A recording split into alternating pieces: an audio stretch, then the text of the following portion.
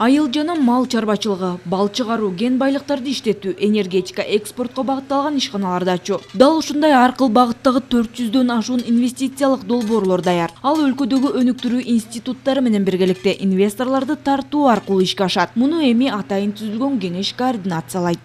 Ушул жана приоритеттүү багыттардагы мына бизге керектүү инвестицияларды кайсыл багытка салсак тез ошол инвестиция кайрадан бизге пайда алып келет. Элибизге кандай болгондо экономиканы көтөрө алабыз, кандай болгондо жумушчу орунду ача алабыз, кандай болгондо налогду толтура алабыз, кандай болгондо социалдык жактан мындай төлөмдөрдү көбүрөөк төлөгөнгө мындай мүмкүнчүлүктөр пайда болот. Ошол эле мезгилде ар бир мүчөсү өзүнүн мындай сунуштарын да бере алат экен бүгүнкү күндө биз ошол биргеликте чогуу кол кармашып иштейбиз деген биздин ниет максаттарыбыз бар.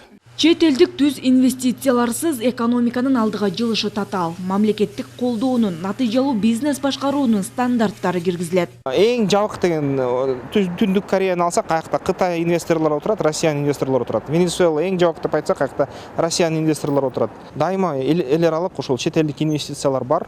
Алар иштешет, ар кандай жакшы шарт түзүшөт. Аякта эл түшүнүп калган да, инвесторлор менен жумуш кылуу бул абдан жакшы деп. Анткени алар технологияны алып келет, элди үйрөтөт. Анан өндүрүштү салыш үчүн кайра эле көп акчаны чачат да, экономикага, элге чачат.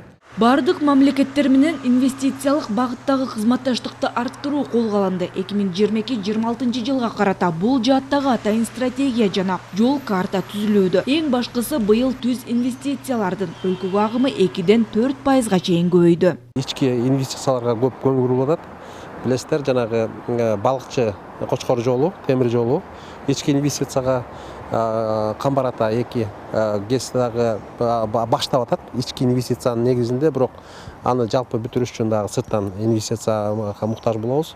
Жана башка жумуштардын бардыгы эле инвестициясы тартпай сайын болбойт да. Инвестициялык климатты жакшыртуу жана долбоорлорду ишке ашыруу натыйжалуулугун жогорулатуу. Мындан тышкары мамлекеттик колдоо чараларын жана өнүктүрүү институттарынын ресурстарын консолидациялоо. Өнүктүрүү институттарынын координациялык кеңешинин негизги максаты ушу. Аны министрлер кабинетинин башчысынын орун басары Бакыт Төрөбаев жетектейт. Кеңештин жыйыны ар жума сайын өтөт. Бактыгүл Султанбек кызы, Бекжан Токтосунов, Ала Тоо 24.